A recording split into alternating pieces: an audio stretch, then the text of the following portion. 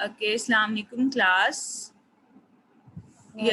Last time जो हमने study किया था वो क्या था, हिस्ट्री ऑफ जू जियोग्राफी। जू जियोग्राफी की हमने स्टडी किया कि कैसे उसकी बेस जो बनी, किन किन साइंटिस्ट ने जो है डिफरेंट कंट्रीब्यूशंस की, और फिर उसके बाद उन्होंने एक हमें पूरा प्लेटफॉर्म दिया जिसकी बेस पे जो है हम अब का जो रिकॉर्ड है जू जियोग्राफिकल रिकॉर्ड फ्लोरा और फौना का, उसको क्या करते हैं अपनी लिस्ट में वो है मेमोराइज करते हैं, और उसकी बेस पे जो है हम न्यू स्पीशीज को इंट्रोड्यूस करवाते हैं into this world like on the record.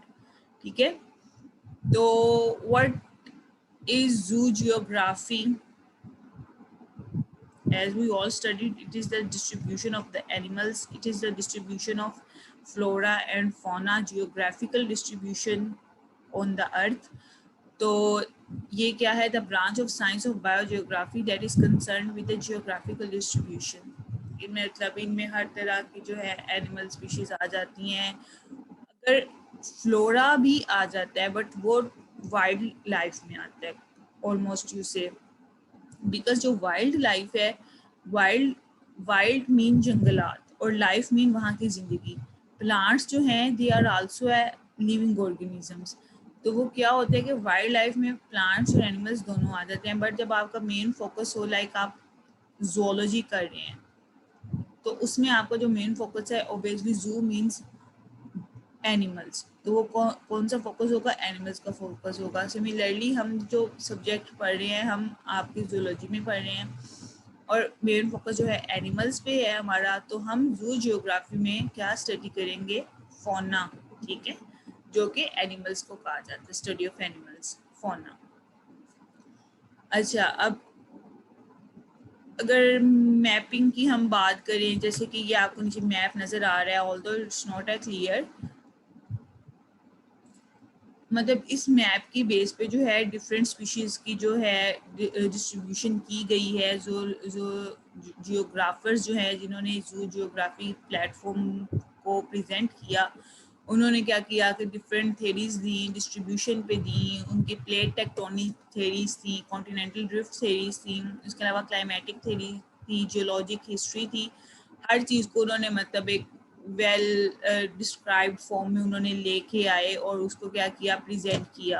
अब like look in the map, ये हमारे पास क्या है, नियार्कटिक रीजन है, फोर्थ वन, 1 2 3 4 नियार्कटिक रीजन है। ये हमारे पास न्यूट्रॉपिकल रीजन है। ठीक है, ये जो थोड़ा सा रीजन है छोटा सा पिंक फॉर्म शेप में कलर में है। उसके अलावा जो पेलियार्कटिक रीजन है वो हमारे पास बहुत बड़ा रीजन है, that cover 2 continents. Okay, 1 and 3, ठीक है, वो दैट कवर 2 कॉन्टिनेंट्स। उसके अलावा हमारे पास जो ऑस्ट्रेलियन रीजन है that is also a little part, but इसके अंदर जो है फौना एनिमल्स बहुत ज़्यादा अमाउंट में प्रेजेंट है। ठीक है, येलोइश रीजन जो है ऑस्ट्रेलियन रीजन। उसके अलावा जो है हमारे पास आर्कटिक रीजन है, ये स्काई शेड में आपको लाइट स्काई शेड में नज़र आ रहा है, this is also a big region. उसके अलावा न्यू ट्रॉपिकल रीजन है, big but not bigger than the Arctic region. Okay,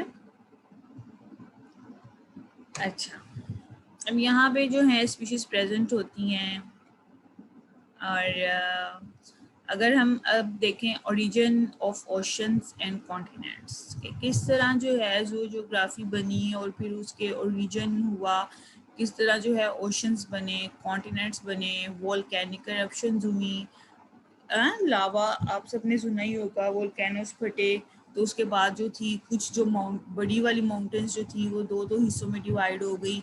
जो ओशंस थे, ओशंस के अंदर भी जो है ना लाइक इक्वेटिक लावा वो भी अकर होता है। ठीक है, उससे क्या हुआ कि जो स्पीशीज थी ना, इक्वेटिक लावा अकर हुआ, स्पीशीज डिस्ट्रीब्यूट हो गई।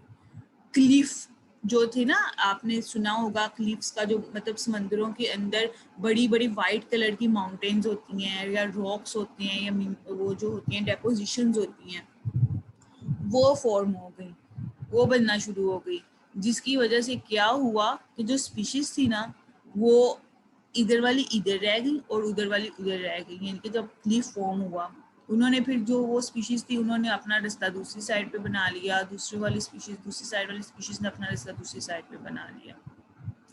इसी तरह कॉन्टिनेंट्स बने, आइलैंड्स बहुत ज़्यादा फॉर्म हुए थे, फिर समंदर के अंदर फॉर्म हुए, बाहर खुश्की पे भी कुछ न्यू आइलैंड्स, बहुत ज़्यादा आइलैंड्स डिस्कवर हुए, जहाँ पे जो था फ्लोरा भी हुआ, फौना भी हुआ, इतनी प्यारी प्यारी मजे मजे की स्पीशीज प्रोड्यूस हुई, वहाँ पे इंट्रोड्यूस हुई।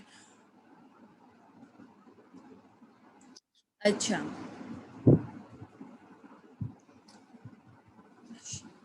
जी जी मैम जी, जी, मैम जी फौना की स्पीशीज डिस्कवर्ड हुई थी? फौना भी और फ्लोरा भी दोनों, जी लाइक डिफरेंट जो थे ना, वो उसको क्या कहते हैं, फ्लावर्स जो थे वो भी इंट्रोड्यूस हुए। उसके अलावा फोना की बहुत ज़्यादा स्पीशीज, एक्वेटिक फोना जो था वो बहुत ज़्यादा हुआ। देखो ना, जब आप जाते हैं ब्रीड करते हैं एक जगह पे, जो है आपकी ब्रीडिंग हो रही है, लेकिन आपने जब माइग्रेशन की है, आपको पता चला है कि ये आपकी स्पीशीज सेम स्पीशीज हैं, थोड़े से जीन्स डिफरेंट होते हैं, थोड़ा सा क्या होता है बिहेवियर, इनहेरिटेंस थोड़ी सी डिफरेंट होती है, लेकिन स्पीशीज सेम होती है। ठीक है, आप उनके साथ ब्रीड वो स्पीशी दूसरे स्पीशी के साथ ब्रीड करे तो क्या होता है कि एक नई डिफरेंट स्पीशी प्रोड्यूस होती है। इस तरह भी जो है ना, जब कॉन्टिनेंट्स की वो हुई, डिस्ट्रीब्यूशन हुई, थेरीज ये बनी, तो ये इस तरह भी बहुत सारी जो स्पीशीज थी वो इंट्रोड्यूस हुई इस दुनिया में। अब जो है टाइम पीरियड,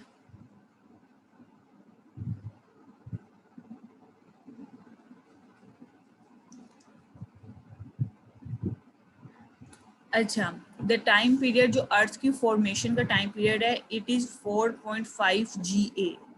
अब GA जो है, GA क्या होता है, गीगा एनम, ये यूनिट का नाम है, कि जिससे जो है जो जो साइंटिस्ट थे, जो जियोलॉजिस्ट थे, उन्होंने अर्थ की जो है फॉर्मेशन को मेजर किया, उन्होंने इसकी हिस्ट्री को देखा, और फिर उन्होंने कहा कि अर्थ जो थी वो 4.5 गीगा एनम साल पहले जो थी इस दुनिया में फॉर्मेशन हुई थी अर्थ की। अब गीगा एनम ये बिलियन ईयर्स एगो को कहते हैं। ठीक है, जहाँ पे MA आएगा वो क्या होगा, million years ago. Giga annum is billion years ago. अब अर्थ की एस्टेब्लिशमेंट मैम। हुई। वालेकुम सलाम। जी जी, पता नहीं मैम जी सलाम कैसे लिया हैं था आप? आपने। मैं ठीक, आप सुनाए जीशान। जी मैम ठीक। अच्छा मैम जी, ये जो आपने बताया कि गैनम ये सिर्फ अर्थ के लिए यूज होता है यूनिट, यहाँ पे मतलब ये दूसरे? जियोलॉजी हिस्ट्री, जो अर्थ की हिस्ट्री है ना, उसके लिए यूज होता है। ठीक हो गया। जियोलॉजी के अंदर giga annum, million years ago, billion years ago, ये सब वर्ड्स जो है ना, एज अ यूनिट, जैसे उसके हैं हर्ट्ज हो गया, जैसे कि सेंटीमीटर हो गए, ये यूनिट्स होते हैं। सिमिलरली गीगा या एनम भी ये स्पेसिफिकली यूनिट है। होता है, जैसे हाँ, जैसे दूध के लिए लीटर होता है और पानी के लिए मतलब दूध के लिए किलो और पानी के लिए लीटर होता है। जी बिल्कुल। स्पेसिफिक यूनिट है। हाँ, अच्छा, तो वो प्लेट टेक्टोनिक थ्योरी के जरिए जो थी ना, वो इन्होंने साइंटिस्ट ने जो थी वो इसको मेजर अप किया, तो वो 4.5 गीगा एनम हुआ। उसके अलावा जो था प्रोटेरोजोइक इरा जो था वो फॉर्म हुआ, remains largely hidden and unknown. अच्छा, अब प्रोटीरोजोइक इरा जो था वो 2.5 बिलियन ईयर्स एगो पहले जो था इस दुनिया में, मतलब प्रेजेंट था, बट ये कहाँ पे एंड हुआ था, 543 मिलियन ईयर्स एगो पहले जो था ना, ये खत्म हो गया था। ठीक है, मिलियन और बिलियन, पहले क्या आता है, मिलियन आता है, फिर बाद में बिलियन आता है। तो ये बहुत ज्यादा लार्ज इरा था, जो कि बाद में क्या हुआ, खत्म हो गया। अब इसके अंदर इतना फॉसिल रिकॉर्ड मिला, इतनी स्पीशीज मिली साइंटिस्ट को, जियोलॉजिस्ट को, लेकिन अफसोस कि ये एरा ही खत्म हो चुका था। और बहुत ज्यादा स्पीशीज ऐसी जो हैं जो कि अभी अननाउन है इस इरा की, ठीक है, जिनका अभी तक रिकॉर्ड मालूम नहीं हो सका। अब इस टाइम पीरियड के दौरान अब देखें कि जाहिर है अर्थ की फॉर्मेशन हुई है, अभी आप स्टिल भी देखें जलजले आते हैं, वोल्केनिक एरप्शंस होती हैं, ठीक है, चीज़ें बनती हैं, इस तरह होता है। तो ओशंस बने, ग्लेशियर्स जैसे मेल्ट होते हैं तो लेक्स बनती हैं। उसके अलावा जब ज़्यादा स्नो पड़ती है, बर्फ़ पड़ती है, तो ग्लेशियर्स मज़ीद फॉर्म होते हैं। ये जब सारी चीजें मिलती हैं ना तो आपकी अर्थ की जो होती है ना उसकी एक शेप प्रोवाइड करती हैं, अर्थ के अंदर फॉर्मेशन होती है। तो क्या हुआ, कॉन्टिनेंट्स बने, geochemical and physical processes start हुए, फिजिकल प्रोसेसेस लाइक ग्लेशियर्स की मेल्टिंग हुई है, इस तरह केमिकल प्रोसेसेस लाइक जो थे आपके एयर के अंदर जो हैं वो डिफरेंट गैसेस की ओरिजिन होता है। उसके अलावा डिफरेंट जो है जैसे वोल्केनिक इरप्शन से डिफरेंट गैसेस जो निकलती हैं, ये डिफरेंट केमिकल्स निकलती हैं, वो अफेक्ट करते हैं लैंड्स को। इस तरह की जो चीज़ें थी ना वो काफ़ी ज़्यादा इन्होंने अपना रोल प्ले किया। फिर क्या हुआ कि डेवलपमेंट हुई और एवोल्यूशन ऑफ लाइफ जो थी वो स्टार्ट हुई कि लाइफ किस तरह स्टार्ट होती है। लाइक पहले जैसे जिराफ थे, क्या करते थे कि पहले खाते थे, घास खाते थे, ठीक है। बट क्या हुआ, जब सारी घास नीचे ज़मीन से ख़त्म हो गई, फिर जाहिर है कुछ तो उन्होंने खाना था, तो वो जिस ज़मीन पे रहते थे अब वो वहाँ से माइग्रेशन भी नहीं कर सकते थे। तो क्या किया कि उन्होंने दरख्तों के ऊपर से जो है पत्ते निकालना शुरू कर दिए, पत्ते खाना शुरू कर दिए। अब जाहिर है पत्ते खाने के लिए उनको अपनी गर्दन को स्ट्रेच करना पड़ता था या फिर उनको जंप लगाना पड़ता था। अब जिराफ बर्ड तो नहीं है, वो तो एक एनिमल है और वो भी लार्ज एनिमल है, तो वो क्या करता था कि मतलब जंप नहीं कर सकता था, ये दरख्त के ऊपर नहीं चढ़ सकता था अपनी लंबी लेग्स की वजह से, लेकिन उसने अपनी गर्दन को स्ट्रेच करना शुरू कर दिया, लंबा करना शुरू कर दिया। अब क्या हुआ कि जैसे जैसे ना वो स्ट्रेच करता था, अब उस दौरान जो ब्रीडिंग हुई, जो बेबीज ऑफ स्प्रिंग्स प्रोड्यूस हुए, उनकी जो नेक थी ना वो ऑटोमेटिकली ना लंबी होना शुरू हो गई पुराने पेरेंट्स से, ठीक है। अब जैसे वो फिर मजीद उनकी जो थी रिप्रोडक्शन हुई, ऑफ स्प्रिंग पैदा हुए, तो अब जो जिराफ है वो कौन सी है, लॉन्ग नेक्ड जिराफ है, ठीक है। ये थोड़ी सी एस्टेब्लिशमेंट होती है, एवोल्यूशन आती है लाइफ के अंदर। स्पॉन्जेस से बने, आपके पास प्रोटोजोआन्स आए, उसके बाद आपके पास जो थी काइनोडर्म्स आए, टेट्रापोड्स आए, आर्थ्रोपोड्स है। सिमिलरली अकॉर्डिंग टू साइंटिस्ट ये क्या होती है, एवोल्यूशन होती है कि पहले सिंपल से कॉम्प्लेक्स जाते हैं, लेकिन हमें एज अ मुस्लिम पता है कि सबसे पहले हज़रत आदम अलैहिस्सलाम इस दुनिया में आए थे, तो जो लाइफ थी वो तभी हमारी स्टार्ट हो गई थी, इस अर्थ के अंदर जो एवोल्यूशन थी वो तभी उसी टाइम ही स्टार्ट हो गई थी। अच्छा, अब डिफरेंट थ्योरीज होती हैं। अब हम देखते हैं कि what is the key idea, कि की आइडिया क्या था, नेसेसरी जो था इस थ्योरी को प्रेजेंट करने के लिए, मतलब कि अर्थ को रिप्रेजेंट करने के लिए जो साइंटिस्ट ने दिया क्या था कि timing of the growth of continental crust is an year mark. जो कॉन्टिनेंटल क्रस्ट है वो किस वजह से है, अबंडेंस ऑफ वाटर की वजह से है। उसके ऊपर जो अर्थ के ऊपर अबंडेंस ऑफ वाटर है, यानी कि पूरा जो ओशियनिक रीजन है उसकी वजह से जो है, अबंडेंस ऑफ वाटर की वजह से जो है कॉन्टिनेंटल क्रस्ट की फॉर्मेशन हुई। ये जो कॉन्टिनेंटल क्रस्ट है ना, ये बेसिकली अर्थ का थिक पार्ट है, थिक पार्ट ऑफ द अर्थ है, जिसके अंदर लार्ज लैंड मासेस जो हैं वो फॉर्म होती हैं। और ये कॉन्टिनेंटल क्रस्ट जो है ओशियनिक क्रस्ट से जो है बहुत ज़्यादा कॉम्प्लेक्स भी कहा जाता है इसको। अच्छा, अब उसके अलावा कोर मेंटल क्रस्ट, ये जो हैं होते हैं ना अर्थ के 3 पार्ट होते हैं, ठीक है। अब मेंटल कौन सा है, सॉलिड पार्ट ऑफ द अर्थ को क्या कहते हैं, मेंटल कहते हैं, ठीक है। और कोर और क्रस्ट के दरमियान ये प्रेजेंट होता है। अब उसके अलावा जो है क्रस्ट, कोर क्या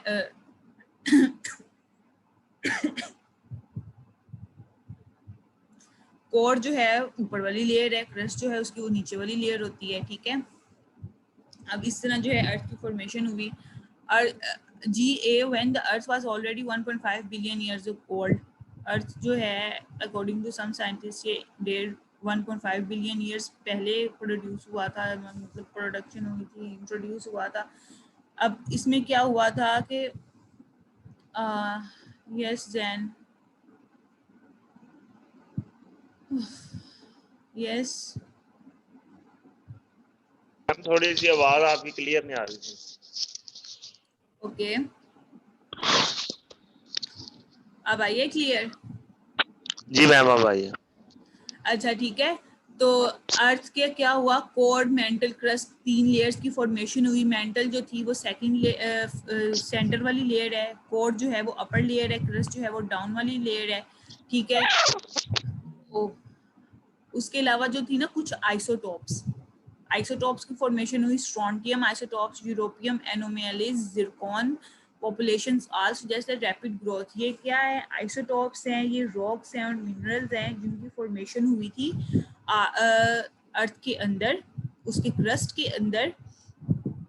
अच्छा, अब the implication is that widespread hydration of the oceanic crust did not occur until about 3.0 GA, यानी कि आज से 3 बिलियन ईयर्स एगो पहले जो थी ओशियनिक क्रस्ट जो थी अभी अकर नहीं हुई थी। ऑब्वियसली जब अर्थ ही उन्होंने 2.5 बिलियन ईयर्स एगो पहले डिस्कवर किया था, तो 3 बिलियन ईयर्स एगो पहले कैसे हो सकती थी। बट एक्चुअली साइंटिस्ट का थोड़ा सा वो हो जाता है, जब बंदा रिसर्च करता है, साइंटिस्ट बन जाता है, तो वो उसके बाद चिट्टे हो जाते हैं और उसका थोड़ा सा दिमाग खराब हो जाता है।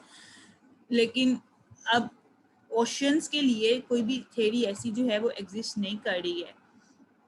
बट एक जो थ्योरी है जिसने दोनों को किया, मतलब ओरिजिन को भी किया, कॉन्टिनेंट्स को भी किया, कॉन्टिनेंटल ड्रिफ्ट थ्योरी वो उसमें आई, प्लेट टेक्टोनिक थ्योरी उसमें आई, ठीक है।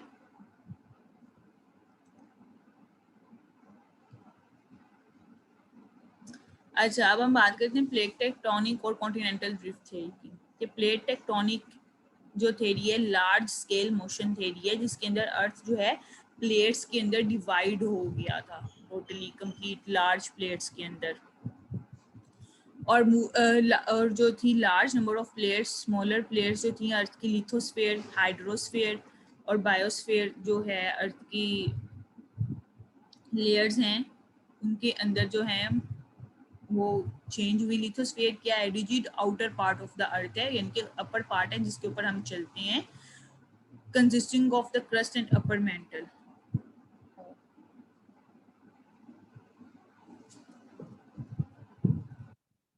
अब इट वाज टेक्टोनिक प्रोसेस जो स्टार्ट हुआ था अर्थ के शुरू में। ये कब स्टार्ट हुआ था, 3.5 बिलियन ईयर्स अगो पहले स्टार्ट हुआ था। साइंटिस्ट ने एक मॉडल पेश किया और ये जो मॉडल उन्होंने दिया ना, ये 20th सेंचुरी के फर्स्ट डिकेड्स में, यानी कि 20th सेंचुरी 19s वाली जब स्टार्ट हुई थी, तो उसके स्टार्टिंग के फर्स्ट 10 या 20 ईयर्स के अंदर उन्होंने ये मॉडल पेश किया था, 1950s में या 1960s के अर्ली में, ठीक है। ये देखें, आज से ये जो पिक्चर आप देख रहे हैं 2000 मिलियन ईयर्स एगो पहले की ये पिक्चर है, कि जस्ट इतना सा कॉन्टिनेंट है, ठीक है। प्लेट्स जो थी डिवाइड हुई, अर्थ जो है डिवाइड हुआ, फिर उसके बाद उसके अंदर कॉन्टिनेंट्स बने, जिसको कहते हैं कॉन्टिनेंटल ड्रिफ्ट थ्योरी। अब ये क्या था कि ये देखिए थोड़े से जो थी एरिया जो है, ये जो डार्क ग्रे कलर का एरिया है, ये सिर्फ इतने सी स्पीशीज थी, या इतना सा एरिया तो था, वो लिविंग एरिया कंसीडर करा गया था। इनके सिर्फ यहाँ पे जो थी वो लोग रहते थे या फोना था।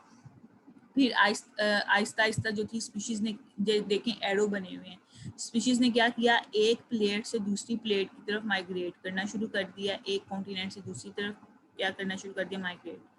अब आज से अगर 130 मिलियन ईयर्स अगो पहले देखें, मतलब जाहिर 200 मिलियन ईयर्स अगो वो ज़्यादा अरसा हो जाता है, 130 मिलियन ईयर्स अगो पहले देखें तो ये देखें कि वो जो कॉन्टिनेंट्स थे वो मज़ीद डिस्ट्रीब्यूट हो गए। अब वो जो डिस्ट्रीब्यूट हुए वो वोल्केनोस की वजह से भी हो सकते हैं, वो माइग्रेशन की वजह से भी हो सकते हैं, वो किसी भी चीज़ की वजह से हो सकते हैं। लेकिन डिस्पर्जन हुई ना, स्पीशीज जो थी वो डाइवर्स हो गई, डिस्पर्स हो गई, एक जगह से दूसरी जगह पे चली गई, वहां पे जाकर उन्होंने अपना बसेरा कर लिया।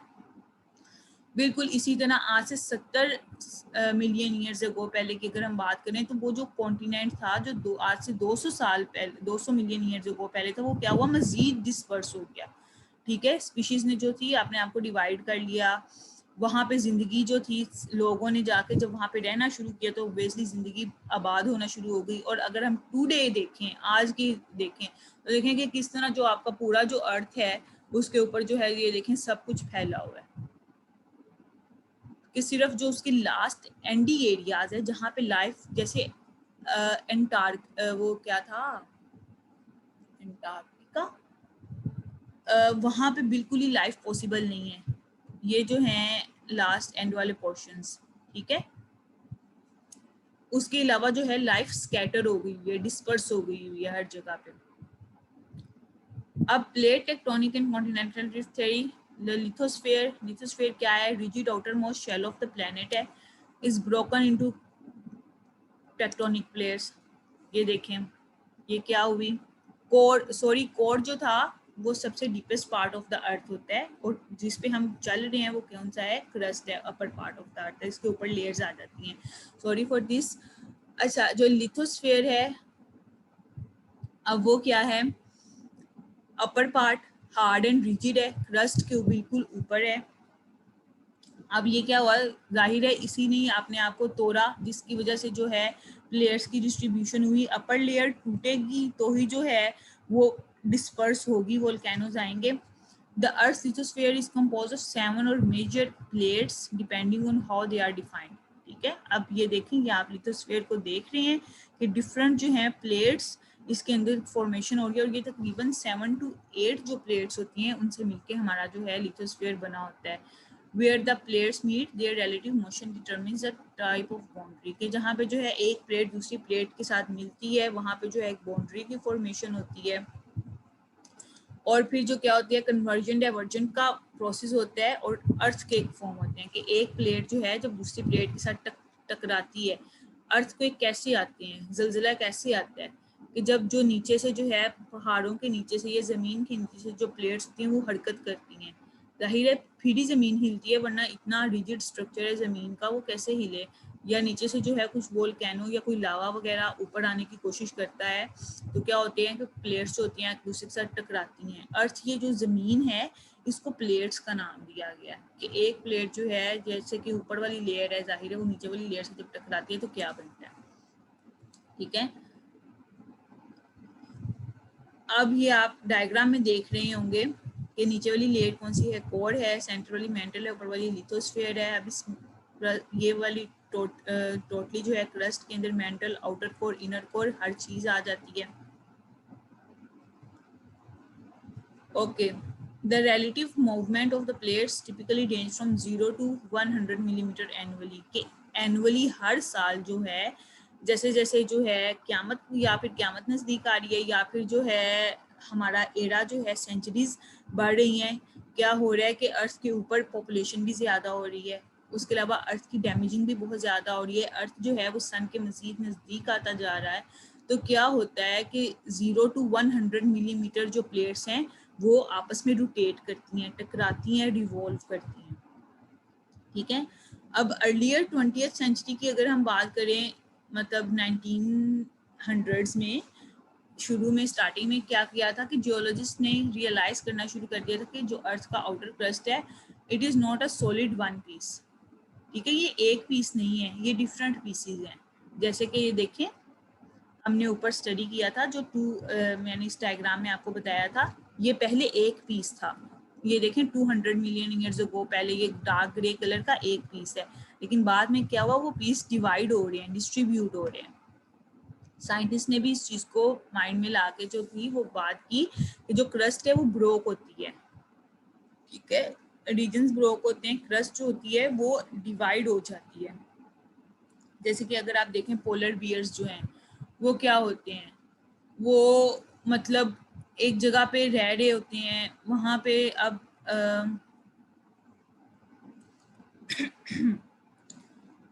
पोलर बियर्स ने क्या किया कि जिस जगह पे, जिस माउंटेनी आइस वाली माउंटेन एरिया पे वो रह रहे थे, उन्होंने वहाँ पे जो थी ग्लेशियर्स मेल्ट होना शुरू हो गए, पानी सिर्फ पानी वाटर हो गया।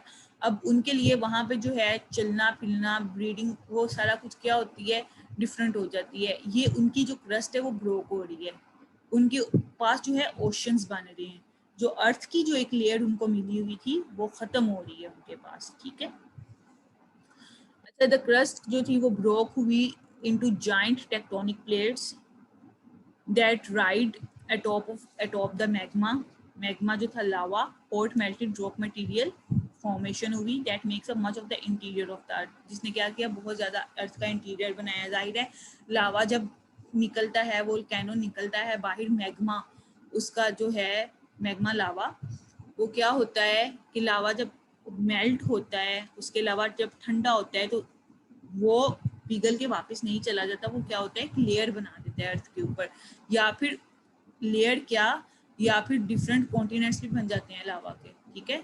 इस तरह जो थी फॉर्मेशन स्टार्ट हुई और over million of years the continent drifts into new configuration, इनके पुराने खत्म हुए, नए बने, नए खत्म हुए, फिर मजीद नए बने।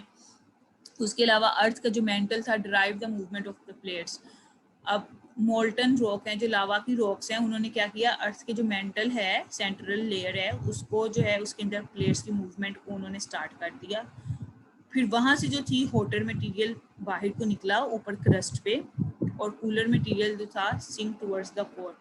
यानी कि जाहिर है जब एक चीज़ फटती है, ऊपर वाला मटेरियल नीचे चला जाता है, नीचे वाला जो मटेरियल है वो मज़ीद वो जो है नया मटेरियल ऊपर फॉर्मेशन होता है। इस तरह जो थी अर्थ की फॉर्मेशन हुई। जर्मन रिसर्चर था जो एल्फ्रेड वैगनार था, उसने फॉसिल रिकॉर्ड को बताया और उसने कहा कि यहाँ पे जो है एक्सटिंक्ट स्पीशीज रहती हैं, और उसने जो था सेवरल कॉन्टिनेंट्स को जो था वहाँ पे प्लांट्स और एनिमल्स को डिस्कवर किया और वहाँ पे एडजस्टमेंट की उनकी, ठीक है, that are not no adjacent to one another, कि उसने ये भी बताया कि ये जो जगह थी ये यहाँ पे पहले प्रेजेंट नहीं थी, बट ये अब प्रेजेंट है। ये यहाँ पे जो स्पीशीज थी वो अब यहाँ पे नहीं है, वो फॉसिल रिकॉर्ड बन गया, ठीक है। और वैगनार ने जो थी कॉन्टिनेंटल ड्रिफ्ट थी प्रेजेंट की थी। अब आप ये देखेंगे, ये पहले ये जो थी अमेरिकन प्लेट और पैसिफिक प्लेट, ठीक है, ये इकट्ठी थी, बट वोल्केनोज हुए, उन्होंने क्या किया, इनको सेपरेट किया, सेपरेट करके जो थी एक न्यू प्लेट अंदर से डिस्कवर हुई, नेजा प्लेट, ठीक है। This is how the earth works. अच्छा, अब प्लेट कॉन्टिनेंटल ड्रिफ्ट जो थ्योरी है is the movement of earth continent. जाहिर है जो अर्थ के कॉन्टिनेंट्स हैं, कॉन्टिनेंटल ड्रिफ्ट थ्योरी, ये कॉन्टिनेंटल ड्रिफ्ट उसके नाम से पता लग जाता है कि movement of the earth relative to each other, ठीक है। अब speculation that continents might have drifted was first put towards, अब के कॉन्टिनेंट्स जो हैं ड्रिफ्ट हो सकते हैं, एक जगह से दूसरी जगह पे शिफ्ट हो सकते हैं, वो 1596 में सबसे पहले अब्राहम ऑर्टियोलस ने उसको जो है उसको कॉन्सेप्ट दिया था, और वो कॉन्सेप्ट टोटली इंडिपेंडेंट था और fully developed by Alfred Wegener in 1912, कि अल्फ्रेड वैगनार ने उसके 1912 में अब्राहम के जो थी थ्योरी के ऊपर स्टडी की, और फिर उसने बताया कि ये क्या मैकेनिज्म है और किस तरह से जो है वो होता है। ये देखिए, ये पेंजिया आइलैंड है, पर ये कब फॉर्म हुई थी, आज से जो थी पर्मन एरिया में पर्मियन इरा में फॉर्म हुई थी 250 मिलियन ईयर्स अगो पहले, ठीक है। उसके अलावा गोडवाना आइलैंड थी, लोरेशिया आइलैंड थी, ये कब फॉर्म हुई, 200 मिलियन ईयर्स अगो पहले फॉर्मेशन हुई। हाँ जी किरण, ठीक है। इस तरह जुरासिक एरा फॉर्म हुआ 150 मिलियन ईयर्स अगो पहले, क्रिटेशियस 50 मिलियन ईयर्स अगो पहले हुआ, डिफरेंट स्पीशीज हुई। उसके अलावा जो थी 100 मिलियन ईयर्स अगो पहले ये सिचुएशन थी। फिर उसके अलावा जो थी अब जो है ice age 1000 million years ago पहले आइसिस की फॉर्मेशन स्टार्ट हो गई थी। कॉन्टिनेंटल ड्रिफ्ट क्या है, कॉन्टिनेंट्स की थ्योरी जो है, ठीक है। कॉन्टिनेंट्स क्या होते हैं, आपकी अर्थ के ऊपर ये जो जगह होती हैं कॉन्टिनेंट्स बड़े होते हैं, वो क्या होते हैं, कॉन्टिनेंट्स होते हैं कि एक जगह से जो है दूसरी जगह पे चीज़ें जो है कैसे मूव करके जाती हैं और कैसे जो है कॉन्टिनेंट्स की फॉर्मेशन होती है और किस तरह जो है वहाँ के ऊपर जो है स्पीशीज रहती हैं। कॉन्टिनेंट्स जो होते हैं ये लार्ज लैंड मैसेज होते हैं, ठीक है, जहाँ पे जैसे एक बड़ा पैसिफिक एरिया रीजन है, पेंजिया रीजन है, ये क्या एक बड़ा लार्ज कॉन्टिनेंट है। ये आप ये फोटो देखें, ये पेंजिया रीजन आपको नजर आ रहा है, ये क्या एक कॉन्टिनेंट है कि इस कॉन्टिनेंट के अंदर डिफरेंट कंट्रीज आ जाती हैं, डिफरेंट चीजें आ जाती हैं। आप समझ रही है आपको? चलिए आज के लिए इतना काफी है। Okay, thank you, Allah Hafiz. Okay.